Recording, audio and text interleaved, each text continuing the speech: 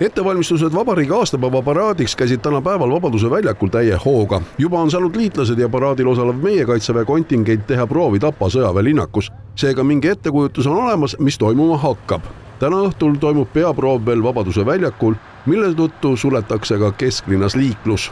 Täna õhtul kella 5 on esimesed ümbersuunamised juba bussiliinidel, mis on siis läbivad Kaarli puieste, Estonia puieste, et suunatakse Suur-Ameerika ja Liivalaia ning õhtu kella 8 on ka Pärnu maantee suunas, et siis katkeb ka 8 tunniks trammiliiklus ja pluss see bussiliiklus, mis on Pärnu maanteel, see suunatakse siis samamoodi Liivalaia tänava poole.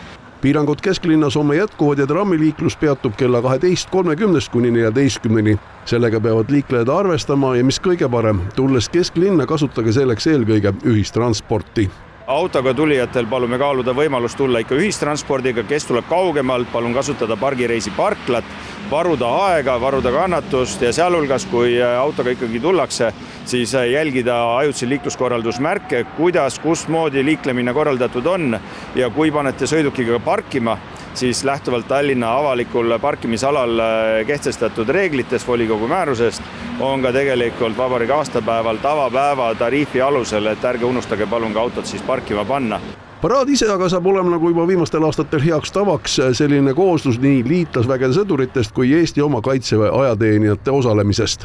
Homme on siis meil pea 1000 inimest seotud selle paraadiga, 978 meest marsib läbi platsi, meil on 37 ühikut tehnikat, meil on standardsed üksused, kes meil on siis alustades siis liputoimkondadest, Eesti Vabariigi liputoimkond, tulevad Kaitseväe liputoimkond, kõikide väeliputoimkonnad koos kastidega, siin olevad liitlasüksuste liputoimkonnad ja loomulikult siis enda üksused, kes traditsiooniliselt käivad meil kuperianovlased, staabi sidepataljon, logistikapataljon ja sõjaväepolitsei vahipataljon. Tehnika, mida täna õhtul juba Vabaduse platsi äärde paika aeti, on kohe kindlasti kõige suurem vaatamisväärsus pealtvaatajatele.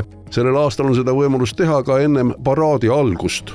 Kõik struktuuriüksused on esindatud, et meil on siis alustame siis esimese brigaadi lipusoomikuga, kus siis järgnevad soomustransportöörid, Pasi, tuleb lahingumasin CV-90, loomulikult on meil siuke leivanumber, siis ütleme, on suurtükiväerügement, kus siis meil põrisevad mööda K9, liikurauvits Caesar ja muidugi meie enda mitmikraketiheitja HIMARS. Eelmisel aastal oli see meie liitlaste poolt, aga sel aastal siis enda oma.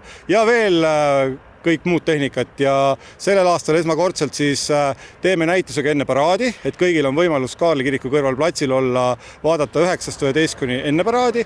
Lisaks saab Vabaduse väljakul näha Eesti kaitsetööstuse uudiseid.